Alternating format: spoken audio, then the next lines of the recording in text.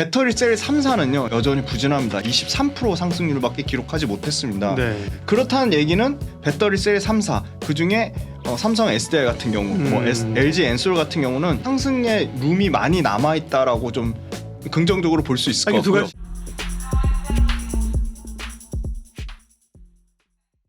안녕하십니까. 예민수의 경제 토크 시작합니다. 오늘은 훈훈한 주식 김지훈 대표님과 함께 또 뜨거운 2차 전지 이야기 얼마나 오른 것인가, 어떻게 대응해야 될 것인가, 대응 전략을 세워보도록 하겠습니다. 어서 오십시오. 안녕하세요. 훈훈한 남자, 네, 훈훈한 주식 김지훈 대표님. 저하고는 이제 머니투데이에서 오래전에 방송 같이 하고 그러죠. 네, 이렇게 또 멋진 모습으로 나타나셔가지고 너무 감사하고, 그때도 보면 종목에 대해서 굉장히 그 뭐라 그러죠? 네. 애착을 가지고 네. 그 몇 종목을 네. 집중적으로 얘기하셨던 게 제가 기억이 나요. 네. 그죠? 네. 그러니까 것이보다는 기업의 철저히 관심이 종목에 있었습니다. 맞습니다. 네. 네. 지금 이제 독립을 하셔서 이렇게 네. 또 우리가 유튜브에서 만납니다. 자, 2차 전지 배터리 뭐 정말 대장주 가운데 올해 대장주인데요. 네.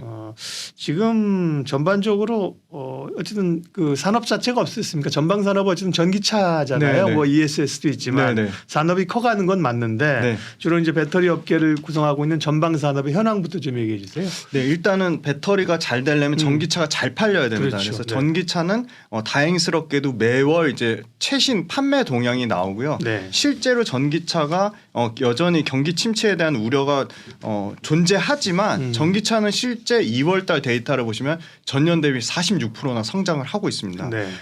역시나 압도적으로 판매 대수로 치면 중국이 가장 많고요. 중국이 약 48만 대를 팔았고요. 네. 다음은 이제 생각보다 지금 우려하는 거는 사실 미국보다는 유럽을 우려하고 있는데요. 유럽에서 20% 성장이 나왔습니다. 2월 달에도. 네. 그래서 유럽은 약 19만 대에서 20만 대를 팔았고요. 그러면 성장률로 치면 20% 성장률을 현재 유지하고 있는 상황입니다. 미국은 저희가 가장 지금 주력으로 하는 핵심 시장인데 글로벌 마켓인데요. 71%를 성장했습니다. 그래서 미국은 전체 판매량 한 11만 대를 기록했고요. 이거를 이제 브랜드별로 쪼개보면 역시나 압도적으로 제일 많겠죠. 네, 네. 압도적으로 전체 이제 중국을 포함하면 당연히 BYD가 제일 많고요. 네, 그렇죠. 네, 네.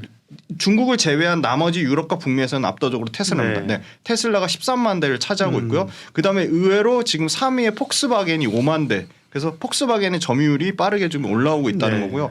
4등, 5등 모두 뭐 길리나 뭐 중국 상하이 자동차, 중국 관련된 업체고 6등에 이제 자랑스러운 현대기아차가 차지하고 있는데 네. 중요한 거는 판매량으로는 6위지만 브랜드 점유율로는 6%가 넘는 점유율로 브랜드 점유율 테슬라에 의해서 2위를 기록했습니다. 판매량하고 브랜드 점유율하고 뭐가 달라요? 약간 뭐 인지도의 차이나 그런 부분이 있는 것 같습니다. 그래서 브랜드 점유율이 높다는 거는 판매율이 추가적으로 따라올 가능성이 충분히 있다고 보고 있습니다. 그다음에 이제 5위부터 7위부터 10위권에 이제 스텔란티스, 뭐 BMW 이런 기업들이 있는데 이 모두 다 소위 말하는 BYD를 제외한 테슬라, 폭스바겐, 현대기아차, 그다음에 스텔란티스, BYD BMW까지 모두 우리 배터리 셀 3사가 납품하는 업체입니다. 그래서 굉장히 기대를 여전히 하고 있고요. 그다음에 이제 가장 중요한 이제 미국 시장하고 유럽 시장을 쪼개보면 미국에서 테슬라가 압도적으로 1위 판매를 했고 2위에 스텔란티스, 3위에 GM, 4위에 현대기아인데 이 테슬라, 스텔란티스, GM, 현대기아 모두 지금 당연히 국내 3사가 납품을 하고 있습니다. 그다음에 유럽인데요. 유럽은 아까 20% 성장했는데 유럽은 재미난 게 미국은 테슬라가 시장 점유율이 55%에 달할 정도로 압도적인데 유럽은 1등과 2등과 3등 차이가 크게 나지 않습니다. 1등 폭스바겐이 18% 점유율에 한 4만 대 정도를 팔았고요. 2등이 스텔란티스인데 2만 4천 대를 팔아서 스텔란티스 점유율이 한 13% 됩니다. 그리고 3등이 테슬라. 그래서 이 폭스바겐, 스텔란티스, 테슬라 모두 또 국내 배터리 셀 3사가 차지하고 있다는 거고요. 그다음에 중요한 건 이제 전기차 침투율입니다. 미국이 굉장히 빠르게 올라왔지만 여전히 10% 미만입니다. 9%의 점유 침투율을 차지하고 있고 이건 신차 기준입니다. 물론 시중에 있는 내연기관 차를 다 합치면 당연히 더 비중이 떨어집니다. 이제 전체 글로벌 시장에서 신차를 뺀 전체를 시장을 마켓으로 하면 당연히 7% 미만이 되고요. 전기차 침투율이 그러면 글로벌 전체로는 13%인데 미국이 9%, 유럽이 21%, 중국이 30%입니다. 그러니까 전기차 침투율이 전기차 침투율 자체가 여전히 13%라는 의미는 앞으로 계속 연평균 30% 이상 성장의 룸이 남아있다. 그렇게 말씀드릴 수 있을 것 같습니다. 네. 그리고 출하량 기준으로 이제 배터리의 출하량은 LG 엔솔이 45% 성장하고 있고요. 그다음에 삼성 SDI가 의외인데요. 삼성 SDI가 65% 성장했습니다.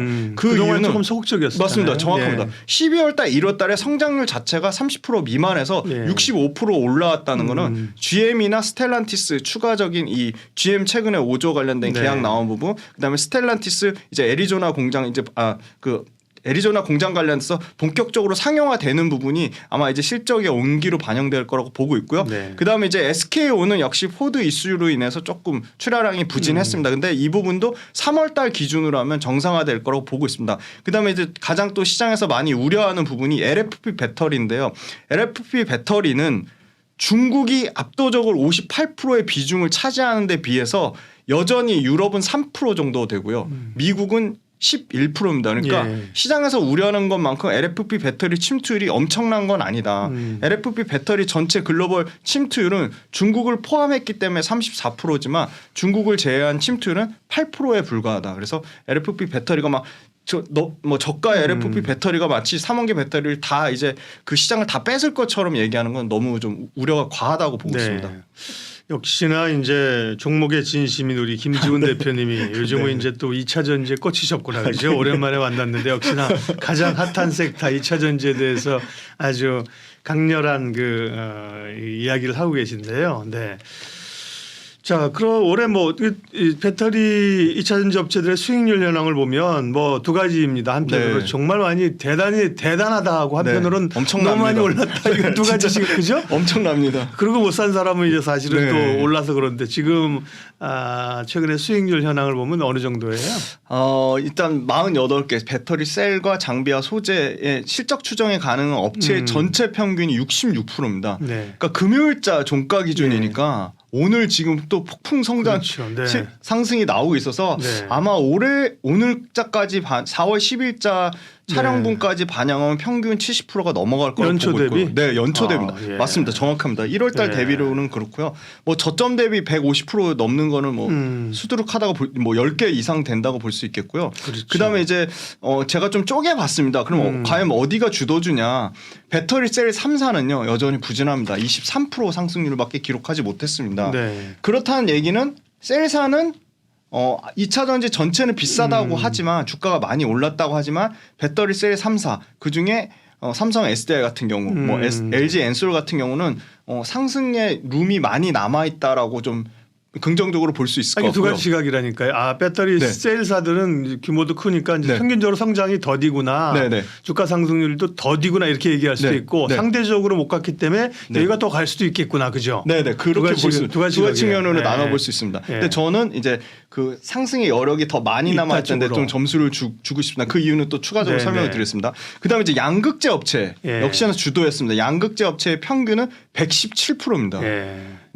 그러니까 이제 애자로 시작하는 애들이 맞습니다. 주도한 거죠. 거의 두 종목 에코프로비엠과 코스모 신소재가 주도했다고 볼 수 있고요. 그다음에 역시 상대적으로 소외됐던 부분은 전해액입니다.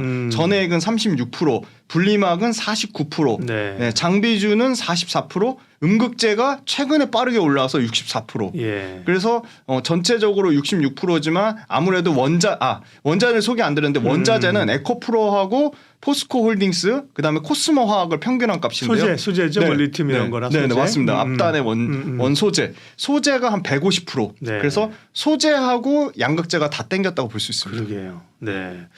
대단한 상승을 정말 기록하고 있는데요. 2차 전지.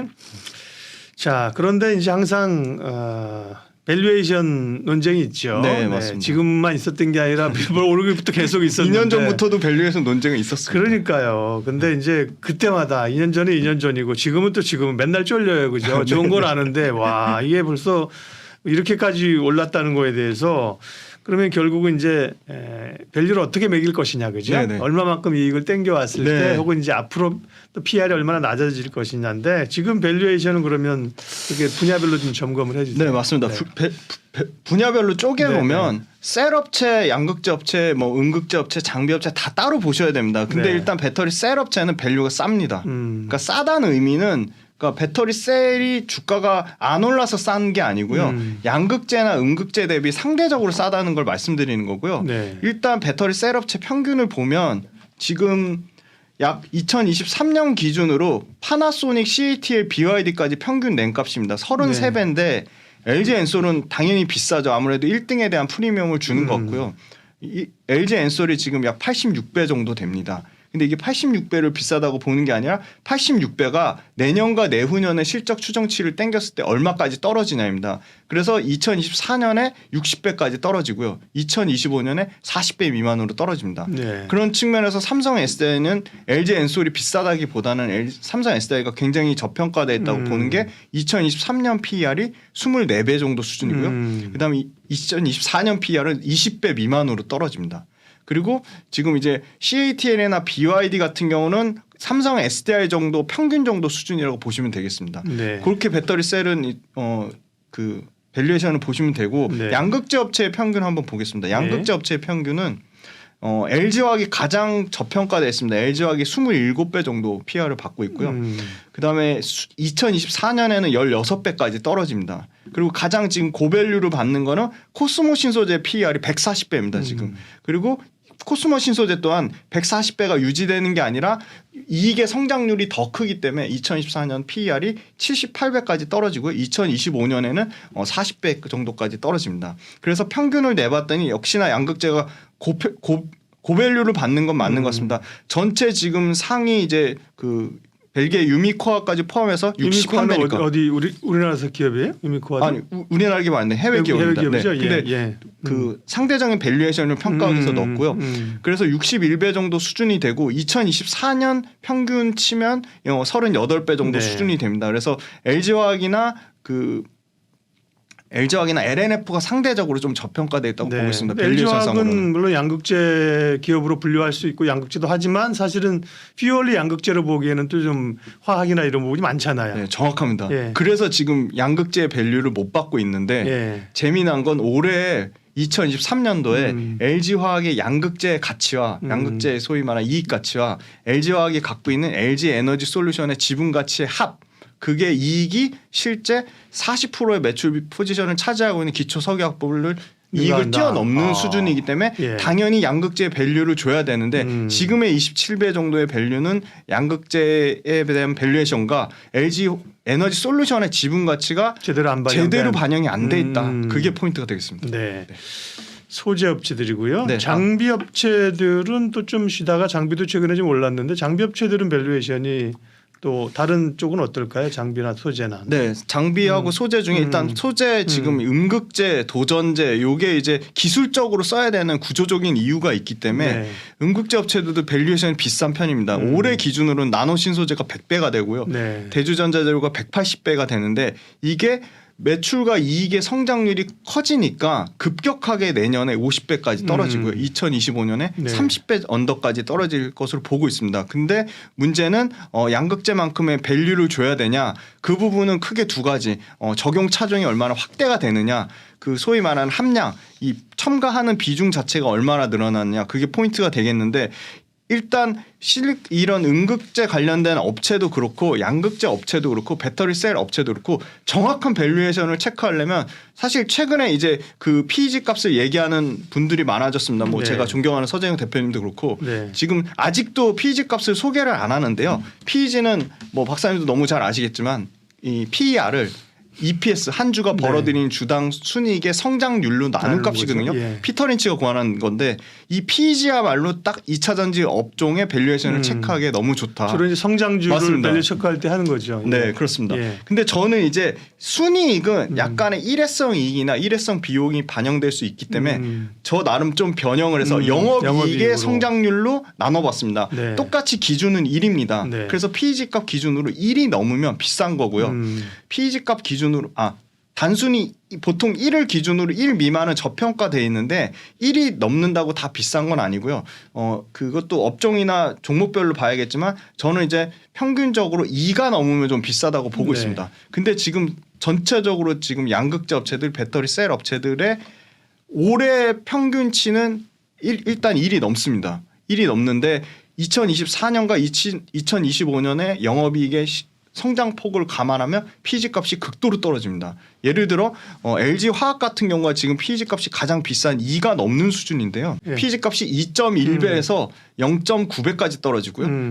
2025년도 0.9에서 0.8 정도로 예상을 합니다. 그 PEG 값이 낮아지는 이유는 당연히 영업이익의 성장폭이 엄청나게 커지기 때문인데요. 그래서 배터리셀 3사 그리고 양극재 업체, 음극재 업체 모두 내년과 내후년에는 PEG 값이 1 밑으로 떨어진다는 게 포인트가 되겠습니다. 네. 배터리에 관해서 지금 환경이 뭐 PR이 뭐 딱 보면 엔간한 건 100배가 넘어가는데요. 네. 보통 우리 시장의 PR이 뭐 10배 요즘 네. 올라가면 11배이거든요. 그죠? 네. 100배 뒷골 땡긴다 이러는데 사실 성장주는 예전에 뭐 바이오 같은 경우도 뭐 100배 갑니다. 그죠? 네, 네. 지금 2차 전지는 정말 희소한 성장. 네. 네. 그것도 매우 강력한 성장을 하고 있기 때문에요. 그런 그 결론을 보면 이게 좀 앞으로 충분히 더 성장할 수 있다. 그런 거를 이제 네. 김 대표님께서 이제 어필해 주신 것 같은데 네.